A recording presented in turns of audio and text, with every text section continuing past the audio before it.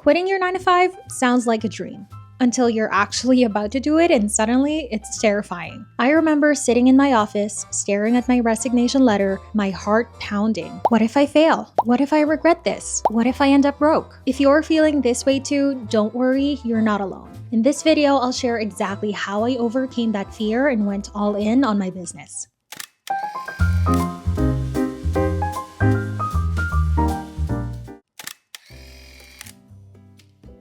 Okay, let's be real. Quitting your 9 to 5 sounds amazing in theory, right? No more waking up to an alarm clock for a job you don't like, no more answering emails you don't care about, no more asking for permission just to take a freaking day off. But when you actually start thinking about leaving, the panic sets in. Your brain starts throwing all these what ifs. What if I fail? What if I run out of money? What if people think I'm crazy for leaving a stable job? I know because I went through all of this. I was literally sitting at my desk, staring at my computer thinking, am I really about to walk away from this paycheck? What if this whole business thing doesn't work? And the thing is, these fears, they're completely normal. But let's break them down one by one because once you understand why you feel this way, it's easier to move past it.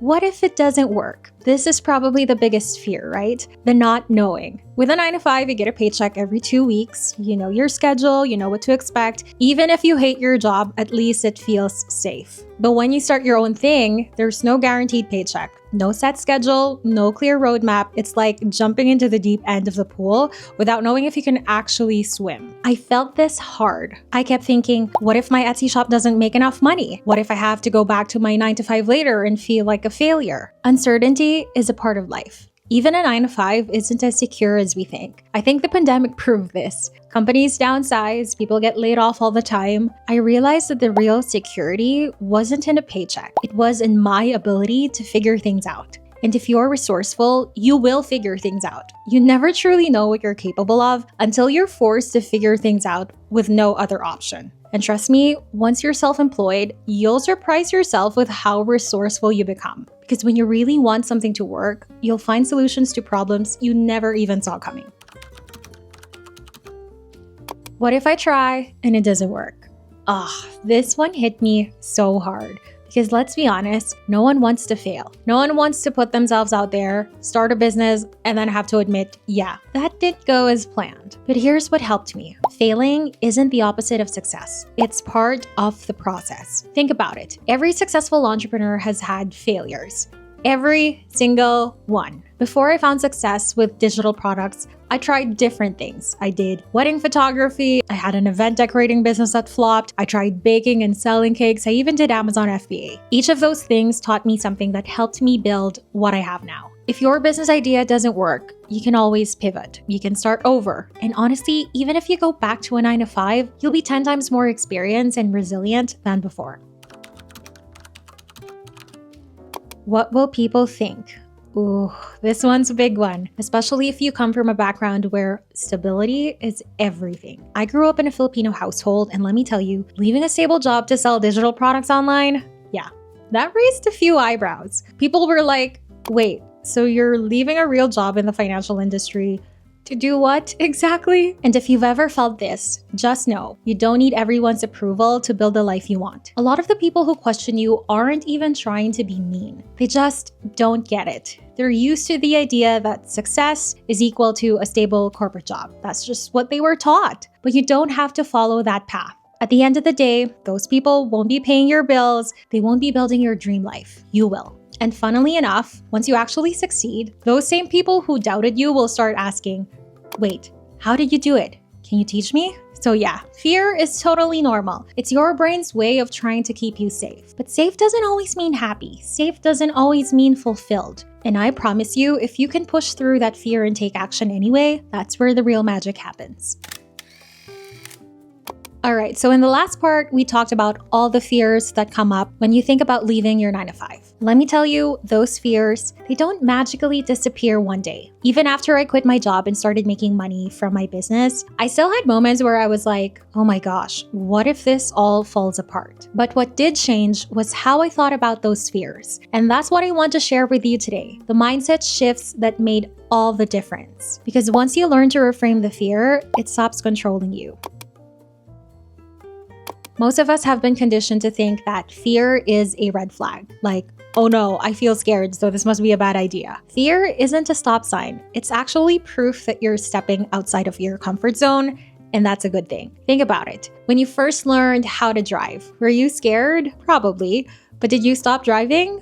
No, because you knew that the only way to get better was to keep going. It's the same thing with quitting your job and starting your business. The fear means you're doing something new, something that challenges you. And the more you push through it, the more confidence you build. So now, whenever I feel scared, I don't take it as a sign to back off. I take it as a sign that I'm growing. Let's be real, our brains love to jump to worst case scenarios. What if my business doesn't take off? What if I run out of money? What if I end up crawling back to my 9-to-5 embarrassed? But here's something that changed the game for me. Instead of only thinking about the worst case scenario, I forced myself to think about the best case scenario too. What if this actually works? What if I make more money than I ever did at my 9-to-5? What if I get to wake up every day doing something I genuinely love? And when I looked at both sides, I realized the worst case, I go back to a 9-to-5. The best case, I build a life of freedom. And to me, that risk was so worth it. So next time your brain starts spiraling into the worst case scenarios, flip it. Ask yourself, what if everything goes better than I imagined?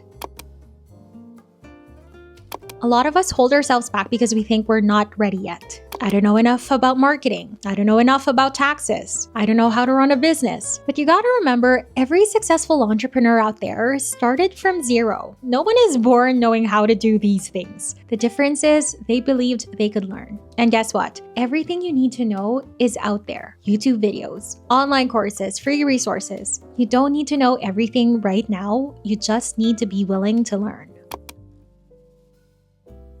I talked about this in the last part, but I need to say it again. Worrying about what people think is the fastest way to stay stuck. When I quit my 9-to-5 to sell Canva templates, I knew some people were judging me. I know some thought it was a dumb idea. But at the end of the day, their opinions weren't paying my mortgage. Their opinions weren't building my dream life. If you spend your life making choices based on what other people think, you'll end up living their version of success, not yours. So the next time you start doubting yourself because of what others might say, ask yourself, are they paying my bills? No? Then their opinion doesn't matter. All this to say is that fear isn't going anywhere. Even now, as someone who's built a 6-figure business, I still feel fear when I try new things. But the difference is I don't let it stop me anymore. Because every time I've pushed past fear, I've found something better waiting on the other side. So if you're scared right now, that's okay. But don't let fear be the reason you stay stuck. Because the life you want, it's waiting for you on the other side of fear. Okay, so by now we've talked about why fear happens and how to reframe it. But I know some of you are probably thinking, that's great, but what do I actually do to feel more prepared? Because let's be real, mindset shifts are super important, but having a plan, that's what turns fear into confidence. When you know you have a safety net and a solid strategy, it's a lot easier to take the leap. So in this part, I'm breaking down exactly what I did before quitting my 9-to-5 to make sure I wasn't just jumping blindly. These are the steps that made me feel secure enough to walk away from my job without the constant panic of, what if this doesn't work? If you're serious about leaving your 9-to-5 but the fear is holding you back, this is for you. Let's get into it. Build a financial safety net so you're not stressed 24/7. One of the biggest fears about quitting is money. And I totally get it. That's why the first thing I focused on was building a financial cushion. Here's what I recommend. First, save at least 3 to 6 months of living expenses. And this includes rent, bills, groceries, and any other essentials. This way, even if your business has a slow month, you're not panicking. Next, pay off or at least reduce high interest debt. If you have credit card debts, try to lower it before quitting. The less financial stress you have, the better. Next, set up an emergency fund. And this is separate from your savings. So if something unexpected happens, like a car repair, a medical bill, etc., you won't have to dip into your business funds. When I had that financial cushion, it completely changed how I felt about quitting. I wasn't making a reckless decision. I was giving myself breathing room to focus on my business without desperation. And let me tell you, when you're not making business decisions out of fear, you make way smarter choices. Next thing I recommend is start your business while you're still employed. This is huge. A lot of people think quitting your job comes first and then you start your business, but that's actually very risky. Instead, do what I did. Start your side hustle while you're still working. So first, test different products or services, and then build up your audience or customer base, and then start bringing in some income before quitting. My rule was simple. I wasn't going to quit my job until my business was making at least 70 to 80% of my 9-to-5 salary for a few months consistently. That way I knew it wasn't just a lucky streak, it was sustainable. By the time I actually quit, I already had proof that my business could support me, and that gave me confidence.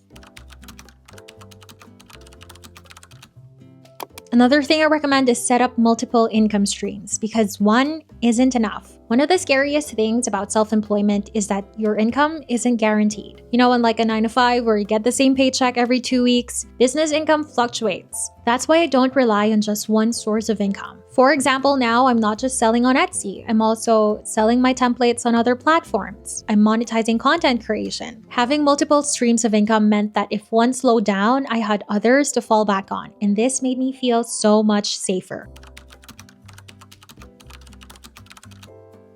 Here's something no one talks about. The first time you make money outside of your 9-to-5, it changes you. When I made my first sale on Etsy, literally a few dollars, I was like, wait, I just made money without a boss, without clocking in. It was a huge confidence boost. So before you quit, get used to making money independently. It doesn't matter if it's $10 or $1,000, just proving to yourself that you can generate income without a traditional job makes a massive difference. Once you see it's possible, quitting your 9-to-5 won't feel as terrifying.